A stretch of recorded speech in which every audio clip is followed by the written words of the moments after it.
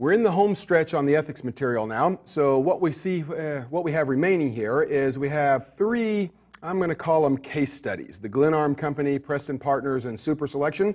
And there's nothing in these cases that is going to be on the exam. So you don't have to worry about the particulars of, what the actors in the cases were doing or what the specifics of their violations were, those types of things. The point here is to be able to read a case, identify violations, and then identify what actually in the code and standards has been violated, right? So we'll talk briefly about these. They'll go really quickly, but I think it's a good exercise. It's a lot like what will be required on the exam. That is, you'll read a scenario and identify violations is what I interpret or view as the main point of a lot of what we're doing in ethics. But it's not, you don't have to know anything specific about the Glenarm Company. Then we have two readings, one on trade allocation. Basically, we're going to go back and talk about fair dealing, and then we're going to talk about changing investment objectives for just a few minutes, and we will be done. So if you are saying to yourself, if this guy doesn't stop talking soon, I'm going to pull my hair out, well, your hair is safe because soon we are going to stop talking about ethics. This will only take a little while. So it's painful, but it's quick. So let's start off with the Glenarm Company. So the Glenarm Company, this is the case that surrounds Peter Sherman. And Peter was working for a firm, doing some analysis work, and developed some consulting relationships within the realm of his coverage. So he has some issues going on there. So he had this outside consulting work. He did disclose that to his initial employer. Okay? However, he leaves his initial employer and moves to Glenarm. All right, so what we see is a change of employment, and this is, again, Peter Sherman. He's an experienced analyst. He's moving from one firm to the other. Glenarm is the new employer, and Glenarm has a questionable history. They've been sanctioned and all sorts of stuff, and they're hoping that bringing in a CFA charter holder will help them improve their reputation, but they immediately start to taint that. They ask him to solicit his former employer's clients while he's still employed by his former firm. So his former firm is Pearl. He's going to Glenarm. And in order to incentivize him to do this, he has offered a substantial stake in the investment management fees of the clients that come from Pearl to Glenarm with him. So he's been incentivized in a big way in order to go ahead and harvest those clients and bring them over to Glenarm with him. He also doesn't tell Glenarm about his consulting relationship. So he disclosed his outside consulting to Pearl while he was working there, but when he moves over to Glenarm, he's not disclosing that to his new employer, and he ends up taking a lot of materials from his prior employer, including the fact that he was soliciting some of their clients while he was still working for Pearl, soliciting Pearl clients to move them over to the Glenarm stable. So clearly a violation. So independence and objectivity. He had his independence and objectivity was tainted by the fact that he had these consulting relationships within the purview of his coverage. So if he's a consultant for a company, is that going to taint his ability to put a sell recommendation on him? You can think of it that way. His duty to employers in terms of loyalty. Well, if you're working for Pearl, your resignation has not become effective, okay, and you are, pursuing Pearl clients, well, that is going to be a problem. You're effectively depriving Pearl of the benefit of your skills and trying to take some of their business with you when you go.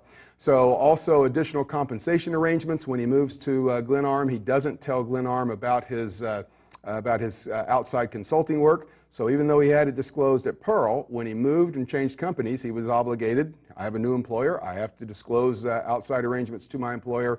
He failed to do so. And there's conflicts of interest because and the conflicts of interest in a couple of dimensions because he's leaving. He has some conflicts with Pearl, but also the outside consulting work creates a conflict that he would need to deal with and does not deal with adequately, at least as it is stated in the case. So now let's move on now and talk about Preston Partners. So this is the second of our three sort of quickie cases that we can look at to get a feel for how we would evaluate a scenario on the exam. So here we have Sheldon Preston. He is the manager of a mid-size investment management firm, and he has to prepare a compliance manual. But Mr. Preston is busy, so he adopts some stuff from the CFA ethics material, but then he kind of throws it together and does kind of a cursory job of putting it together, and then just distributes it to his employees without much other attempt to educate and to train and to create this sort of ethical underpinning in his shop. So there's also these unsuitable stocks that are purchased for clients. This is an example where we have a manager that goes out and buys, does some research on a stock and would comply with the requirement to have, research and adequate basis, diligence, all that sort of stuff. But he doesn't consider suitability. So he has clients that have very different objectives with their portfolios, and he just puts stock into a lot of these different clients. So even though he was diligent in understanding the security, he was not diligent in understanding the needs of the individual clients or considering suitability when he put this into their portfolio. There's also an incident where there's going to be a block trade. So these we're buying a lot of stock as it runs through the market in a relatively short period of time, and there's no procedure in place to allocate the securities as they get traded to the different accounts. So what ends up happening is he takes those securities that were bought at more favorable prices and puts those into the large accounts. So he's systematically biasing smaller accounts or disadvantaging smaller accounts. Well, obviously that is not going to be fair dealing. And there's also a supervisory procedures problem because the compliance officer doesn't do what he needs to do because the trader is out of town or something like that, and just the fact that the trader's on vacation doesn't relieve the compliance officer from doing his or her job. So we have several violations here. So the fair dealing with respect to the block trades and the allocation of those trades, the suitability with respect to who we allocate these shares that we're purchasing to, meaning that we understand the parameters of the security, but we're just putting in all of our clients' accounts when in fact they have very different objectives and constraints. And then the responsibility of supervisors, there's a general failure to in this case, prevent and almost no attempt to detect what could be ethical lapses on the part of subordinates. So we see violations here in at least 3 different areas, and we could probably dream up some more where it would also be problematic. Finally, let's look at super selection, or as I like to call it, super violation. So this is one where we tried to see how many violations we could cram into a 2-page case. So what we've got going on is we've got Cuff is the CFO and compliance officer, and as luck would have it, a CFAI member. And we have another player who is not a charter holder. Last name is Trader, so it's not Trader here isn't a job title, but rather a last name.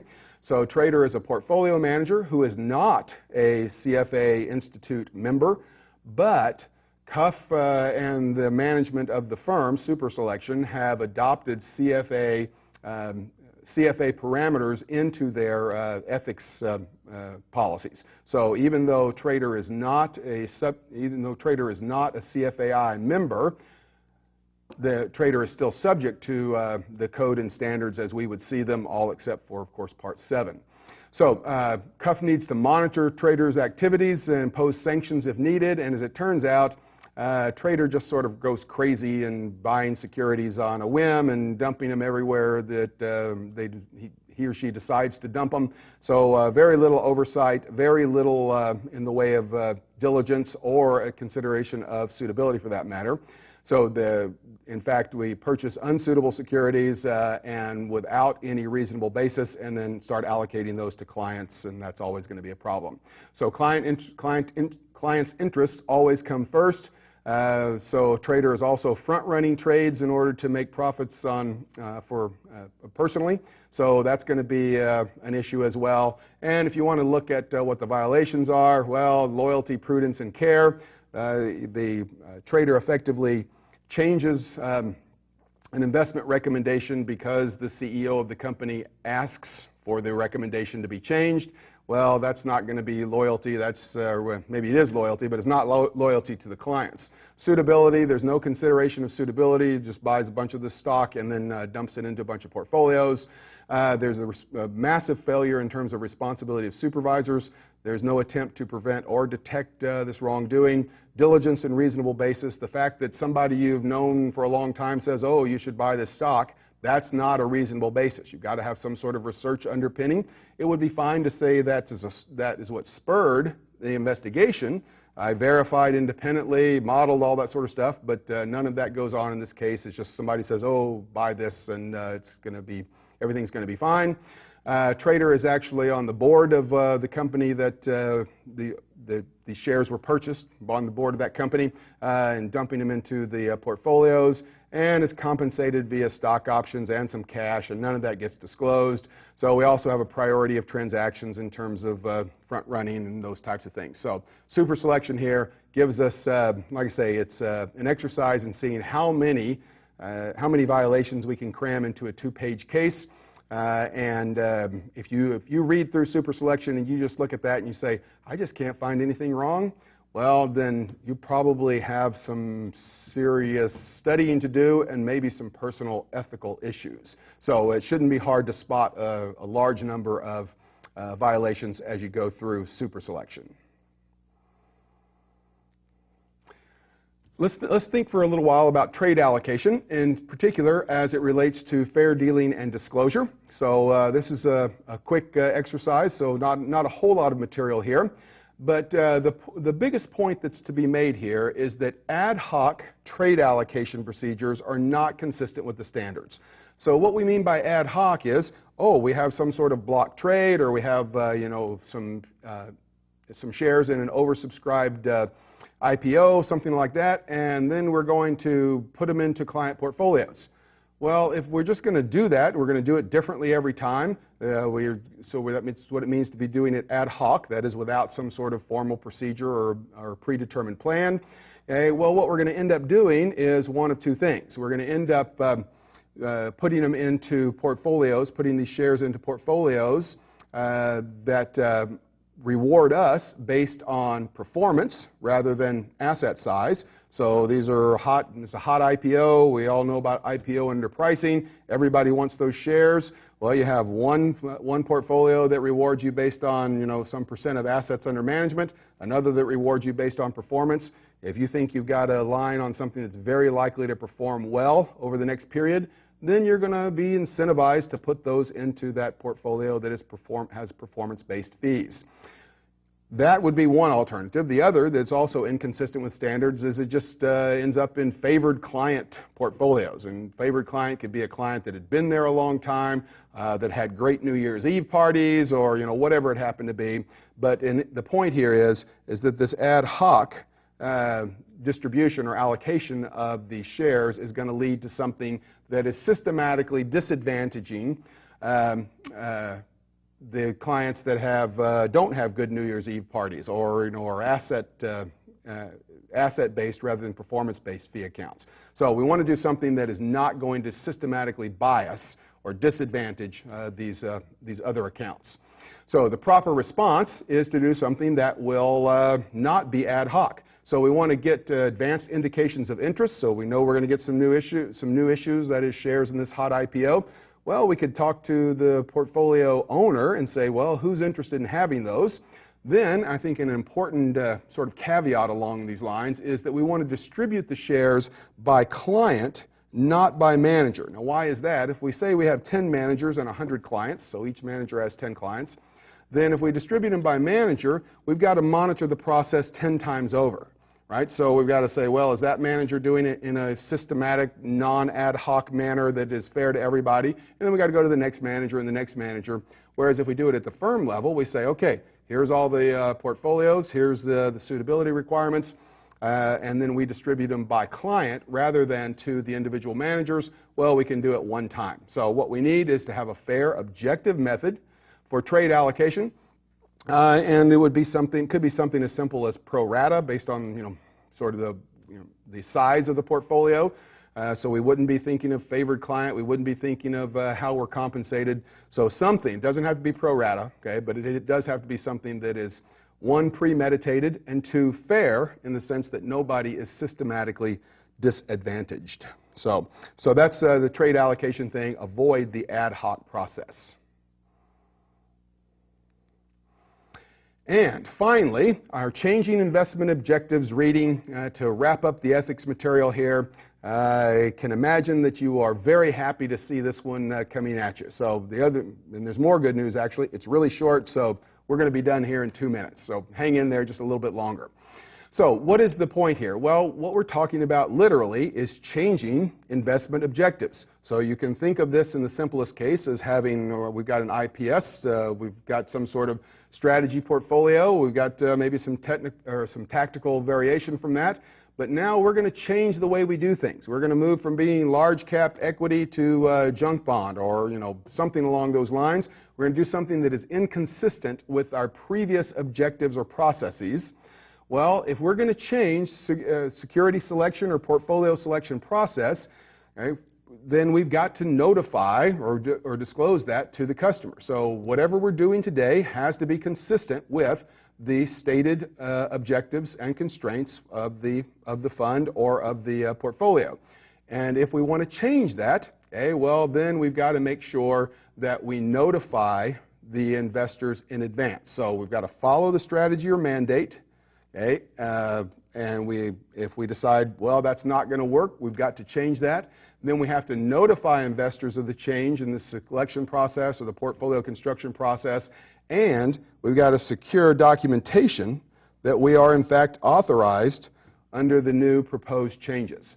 So we've got to be able to, in advance, go to our clients and say, we've been doing this. This is how we've been constructing portfolios. We are systematically changing what we're doing. We're disclosing that to you, and we are looking for authorization to continue to service you, but under this new paradigm. And if you do that, you won't get in trouble. And that is the end of the ethics material. I'm sure you are extraordinarily happy to hear that. Followed up with this kind of light stuff here at the end, although I think it is important to be able to read a storyline and to pick out what are violations and what are not violations. So there's things that I guess there's lots of gray area. What I hear people say is that when they read an ethics question, all three of the answers look right or all three of the answers look wrong. Of course, there's only going to be one that is the correct response to the question, and it requires that you, one, know the minutia, okay? You know the material, know it well, and two, that you've actually gone through and worked lots of questions, answered lots of questions. So the biggest thing you can do to help yourself in the ethics material, go through, underline, take notes in the margin, that type of thing, and then just answer as many questions on the ethics material as you can, because there's an intuition that is associated with ethics, but there's also an intuition and a skill involved with addressing an ethics question, and it is something that is learnable. So address lots of questions, but do it after you've gone through the material and you feel like you have some of the minutia under your belt. Good luck with this ethics.